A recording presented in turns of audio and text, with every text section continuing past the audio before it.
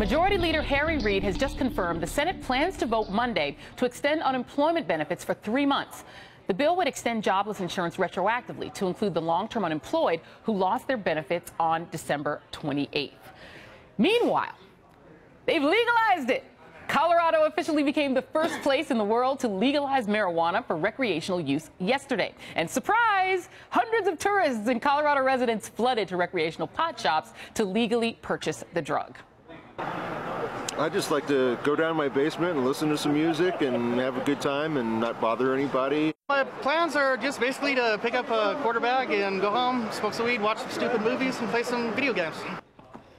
I think we went to central casting to find the exact people who look like they'd want legalizing. Okay, the new law does have some limitations. Pot purchasers must be at least 21 years old. Colorado residents can possess up to 1 ounce. Non-residents are limited to a quarter ounce. Pot shops cannot open until 8 a.m. and must close by midnight. So, well, I grew up in Colorado, so this, yeah, exactly, right, because people get the munchies like right around the time that it's going to close. Your pot shop is open to be the hard part. No, but I wasn't really that surprised that Colorado sort of took the lead on this. I grew up there. It's a very sort of interesting state. It's got an interesting mix of sort of pro-gun, but also very much individual freedom. But what does this do kind of to the drug legalization movement? Is this going to catch on, or is Colorado going to be like an outlier?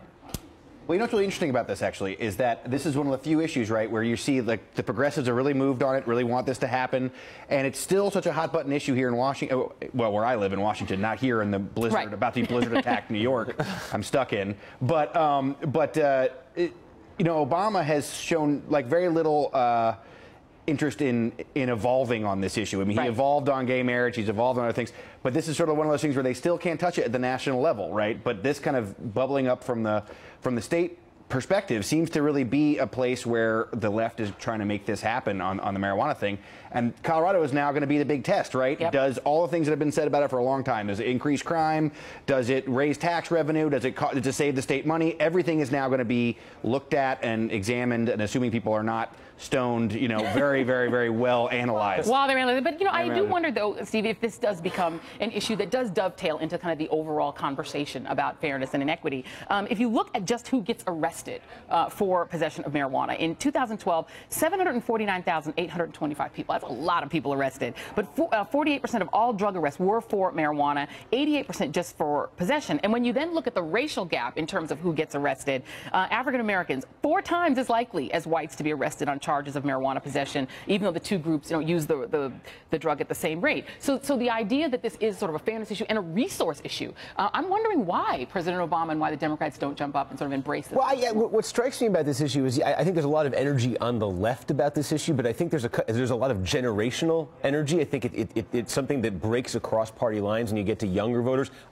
How many young, I'm saying young, under 40, very libertarian-minded conservatives were all for Ron Paul last year in his presidential race, and this was one of the preeminent issues that did it. What I noticed on this issue is I think there's a lot more room for there's a lot more of a sort of bipartisan, cross-partisan support for it when you get away from elected officials. But when you get to elected officials, you got Rand Paul out there sort of on the right. You have Barack Obama who wants to be quiet. You have the governor of Colorado. He wants to stay away from this. The mayor of Denver. The political leadership class wants to stay away from this, but I think underneath them, there's a lot of cross-pollination going on. It's kind of interesting. You know, it's interesting because poll after poll shows that Americans, by and large, support decriminalizing, and a lot of the medicinal use is, let's face it, probably not. There's a pretty wide band of medicinal use in a lot of states people right who now. Have a sneeze or a head cold and say, I need some. But I think the main issue that drives people is not the morality around drugs or whether it's a gateway drug. It is that issue of incarceration and the huge cost to society of incarcerating these people. I mean, you saw the numbers,